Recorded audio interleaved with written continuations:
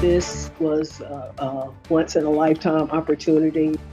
Greensboro woman sets sail on a 16-day cruise and ends up in a ship in lockdown. COVID cases force people to quarantine in their room for days. Kimberly Miles set sail on Carnival Spirit cruise ship, hoping to see the Central American coast. Instead, she's stuck in isolation at a Seattle hotel after catching COVID during an outbreak on board. This was a once-in-a-lifetime opportunity. A dream vacation ended with a serious wake-up call when Kimberly Miles caught COVID. My test showed that I was positive, and I couldn't believe it. I said, well, let me make sure. And so I waited another 30 minutes. I had a second COVID test. They told me to remain in the room. I would need to be under isolation. She gave me another test, the antigen test. And again, it didn't even take maybe 2 minutes. She said that you're definitely positive. Carnival Cruise won't confirm how many people on the ship tested positive, but passengers believe it's well over 100.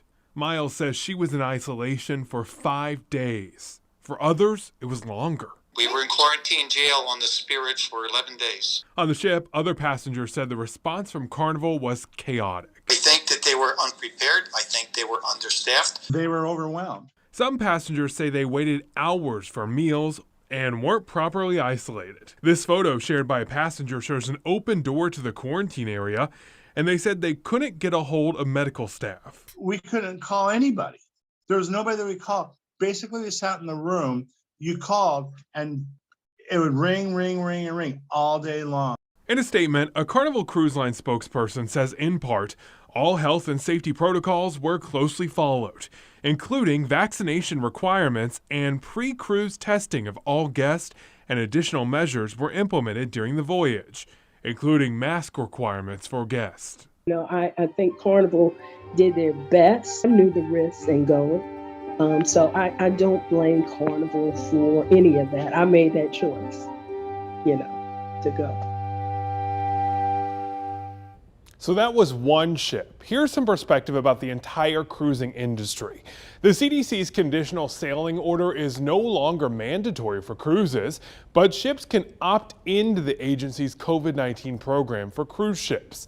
The CDC says 91 ships are opted in, none of them have opted out. Right now, 62 ships have enough COVID cases for the CDC to investigate the health practices.